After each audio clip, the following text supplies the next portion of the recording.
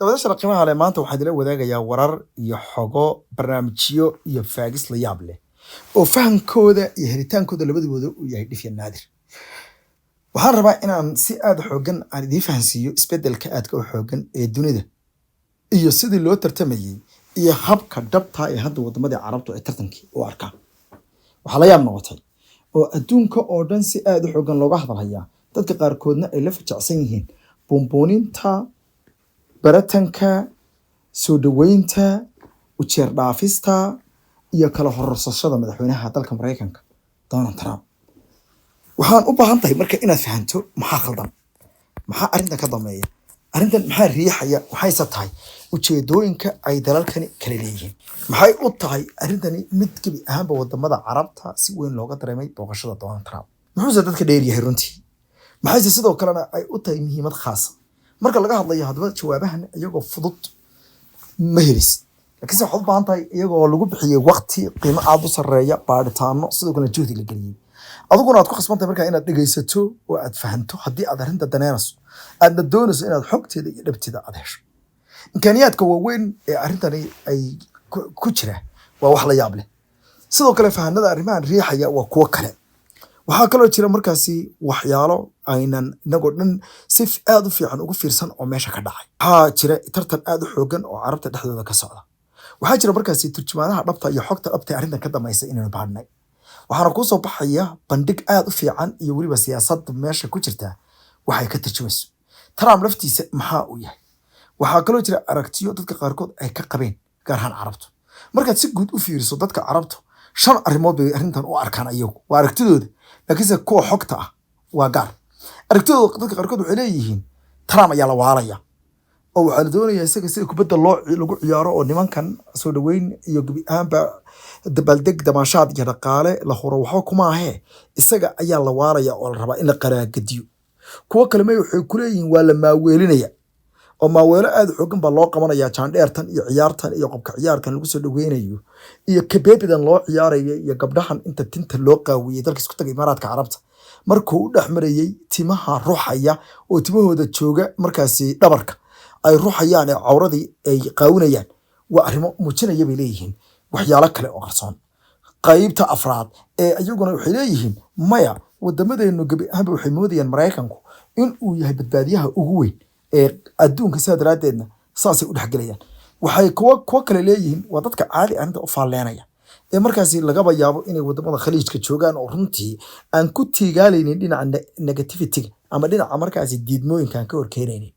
Kuwo kale waxay leeyihiin maya arrintan waxbaa la kala iibsanayaa inagu aynan ogeyn sidaa daraaddeed aan u dayno amiirada iyo boqorada iyo ulul amriga meesha haysta. Qaarkood waa saas ayay ku gabagabeeyeen warka. Haddaba qodobka koobaad ee aan rabo warbixinaha horta waa tarbeel arrinta ku saabsan qaabka wax looga qorayna dhammaantood waa kuwa soo jiidashadooda leh. Xogahana markaad fiiriso warbaahinta dalka Mareykanku waxay u kala qaybsameen 3 qolo. Waxay doontay oo ku ekaatay inay wixii dhacda ay tabiso oo infentiga ay xooga saareen iyo soo dhaweynta madaxweynahooda iyo arrimahaas kaga kaftoomeen oo halkaas dhacday. Waxaas la kala saxday, heshiiskaas la galay, qoladaas intaas ay bixisay, shirkad hebla intaas loo saxay, shirkad kale intaas ay qaadatay, mid kale way faa'iiday, tu kale intaas bay ku ekaadeen. Qolo kalena waxa ay diiradda saartay oo aad xoog u saartay inay buunbuuniso arrinta oo waa qolada warbaahinta Mega Fox News ayaa hogaaminaya. Kuwaas waxay xooga saareen haybadda Mareykanka soo noqotay balday Mareykanka sida loo xushmeeyo madaxweynaha Mareykanka saa looma sameyn weliga ali halka ma u gelin ilaa ay afayeenka aqalka cad dalka Mareykanka ay warka gaarsiisay oo ay tiri masaajidka Sheikh Zayed ee ku yaala magaalada Abu Dhabi jaamaca weyn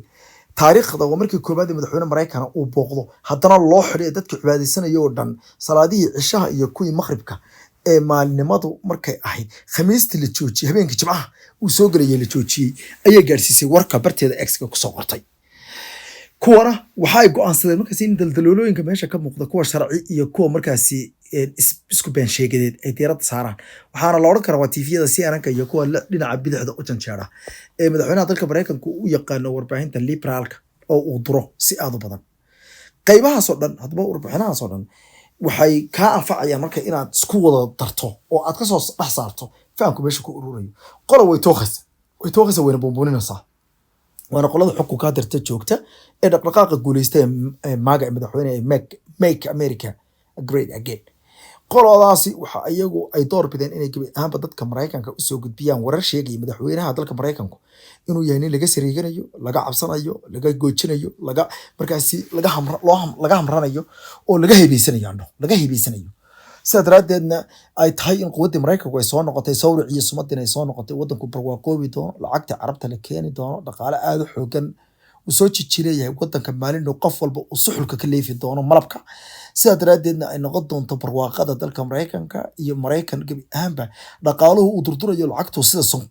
ciida oo kale muush ay noqonayso qaar halkaas ay warka la marayaan waxayna kala sheegayaan in booming waxay ugu yeedheen suuqa dhinaca Mareykanka ee dhaqaalaha uu kor u qaadi doono waxay leeyihiin suuqyada waaweyn ee dalka Mareykanka haday yihiin shirkadaha industrialka ee manufacturing dalka Mareykanka wax soo saarka sameeya hadii ay yihiin bilaadeen sharaa'iga kale beeraha iyo cuntooyinka dalka Mareykanka haday yihiin wax soo saarka weyn ee guud ee Mareykanku leeyahay hubka aaladaha kala duwan diyaaradaha dagaalka tiknoolajiyada barnaamijka artificial intelligence ee Mareykanku uu doonayo inuu halabsado oo qaato oo dunida isagu u noqdo aabaha ama kaadirka ugu weyn ee sameeya gaar ahaan kan ayna u bixinay garad gacmeedka ay ku jiraan noocyada software-ka ee markaasi ama ha noqdeen kuwa hadla ama ha noqdeen kuwa markaasi shaqada qabta soo dhaweynta iyo shaqooyinka customer care-ka la yiraahdo ama daryeelka markaasi customka iyo dadka macaamiisha ama robots ha noqdeen oo imkaaniyaad adeegaya oo haday yihiin kuwa goobaha isbitaalada goobaha muqaayadaha cuntooyinka goobaha militariga iyo goobaha badda iyo dayfinka waxa ka shaqeynaya ay leeyihiin waxa loo galay billion dollar sidoo kale waxay ka hadlayaan technology-ga oo ay sheegeen in isagana boom garoomayo dalka Mareykanka gaar ahaan wax soo saarka shirkadaha semiconductor dalka Mareykanka waa waxyaalaha lagu sameeyo telefoonada baytariyada agabyada kale muhiimka imkaaniyaadka kale ee dalka Mareykanka iyo waliba in dalka Mareykanka uu noqonayo yiraahdeen mid hanaankaasi hogaamiya arrimahaas ay aad u bumbuuninayaan aad ay rintaasi u wadaan waxayna xoojinayaan markaa fikirka ah madaxweynaha dalka Mareykanku boqolkii maalmood u horeeyay madaxweynaha ha qaso dhaqaalaha dalka Mareykanka laakiin maalin dhow waxaa la gaarayaa guri geedi barwaaqo la gelayaa geedi caanale baa la gelayaa oo halkaas ayaa lagu furayaa cidda sida daraadeedna waa la nuugi lacagtii carabta oo sida oodaheeda wadato billions of dollars ah warshado hor leh oo laga furayo wadanka warehouse-yo ayaa la kicinayaa transportation-ka ayaa kor u kacaya wadanka iyo alaabaha wadanka gudihiisa la isku iyo shaqadaha la kala qaadayo egoobay shirkadaha dalka Mareykanka maalgashiyo hor leh ayaa laga siinayaa gudaha boqortooyada Ireland arrimahaas ayaa markaas ay arino ay sheegaysaa arintaas waa marka wararka dhacdooyinka ee waaweyn oo aan idin soo guud maray ee dhinaca markay noqoto technology-ga iyo dhaqaalaha markay noqoto marka arrimaha tiknoolajiyada lafteeda arrimo waaweyn oo siyaasadda hadaba ku jira arrimaha siyaasadda ku jirana waa kuwo nuxurkooda oo aan xogta meesha daaranta iyo tartanka meesha ka dhacaya iyo cid loola jeedo